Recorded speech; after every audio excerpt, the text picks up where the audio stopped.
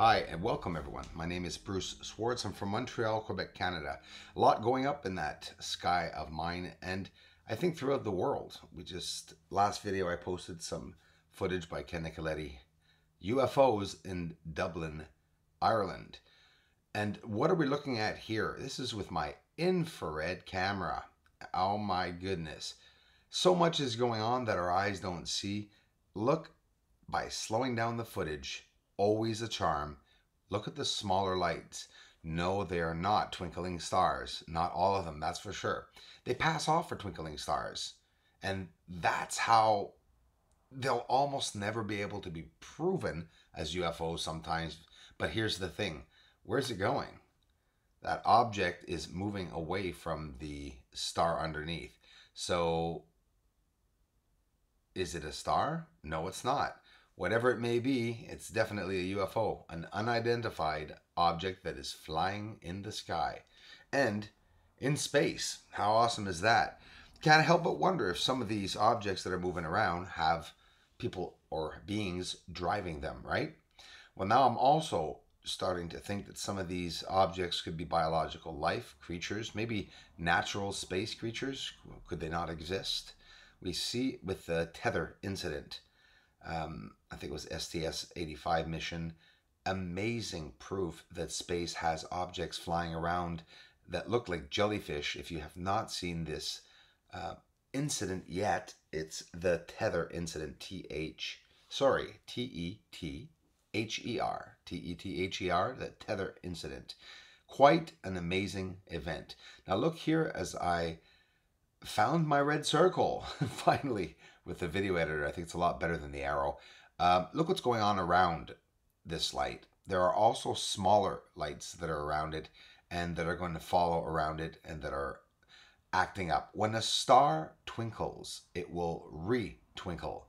Yes, sometimes the stars can twinkle and then fade out, but they often reappear in the same area. And well, this object is actually moving around or spiraling around this object. So you see, we're looking at an interaction of these objects that are in space. And what do I mean by interaction is they are moving around one another. You know, could they have, could these be intelligent beings in crafts or just biological creatures, space bugs?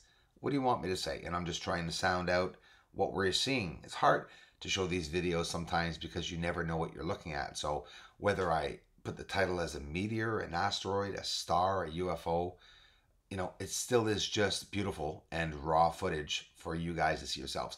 Do you see the interaction of the lights though, going around this object? And you know, that's the incredible part.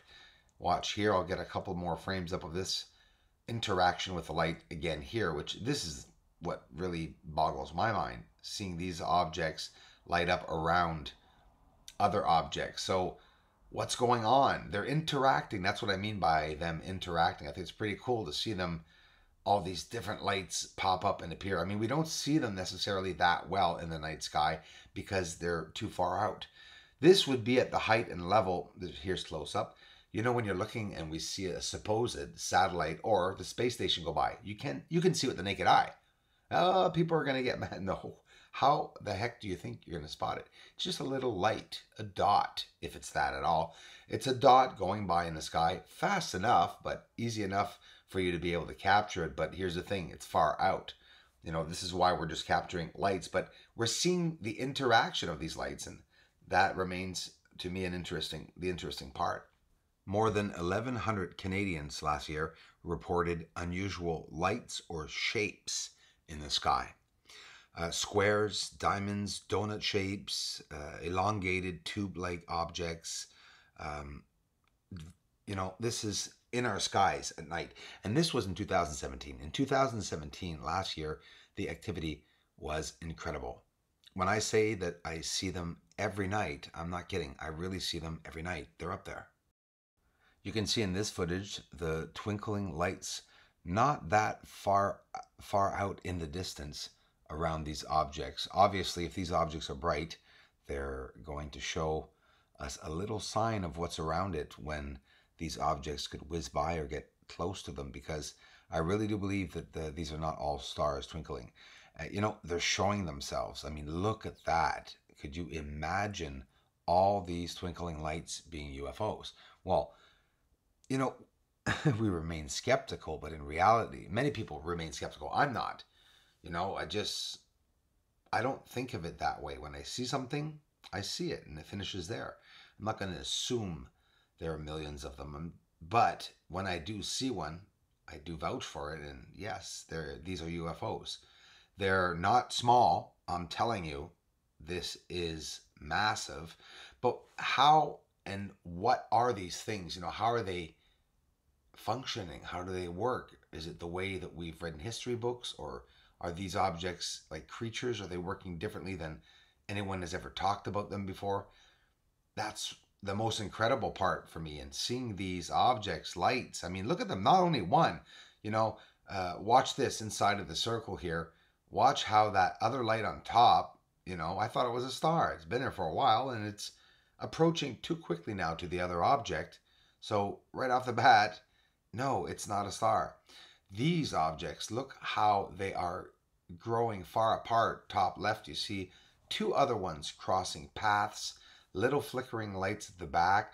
This is the highway. This is a highway of UFOs, right over my head, pointed straight up into the Milky Way and towards the Draco constellation, because I love Draco constellation. I love just the name of Draco constellation. I don't know. It's far, it's hard to get. And I see the lights that are going and interacting. This one looks like, I thought it was a moon. I said, wow, what is that spiraling around the planet? It you know, started going around the bottom of it, the rim of it, and now it's taking off. So I'm saying it's definitely not a star. Of course not, because stars don't move that fast. And it's not even an asteroid, right? Because if it was an asteroid, we'd see them in a straight trajectory. We wouldn't see them going around, whizzing left and right, going up and down. And, you know, a lot to take into consideration when you're looking at UFOs, the speeds also. Some will say, well, it's not going very fast. Well, that depends on how far out this object is. It always depends on how far or close an object is, how big or small an object is, you know. Is it near this star, or is it in back of the star, beyond or in front of it?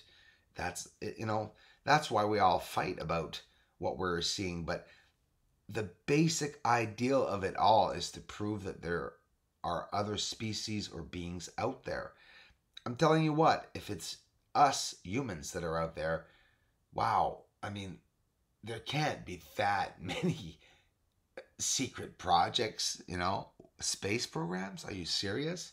And if so, okay, but how are they hiding and keeping all these people from speaking to us? They'd have to live somewhere else, you know. Could they live on the moon? Maybe. We're finding UFOs on the moon, so there's nothing that's, you know, I wouldn't put that past anything, that's for sure.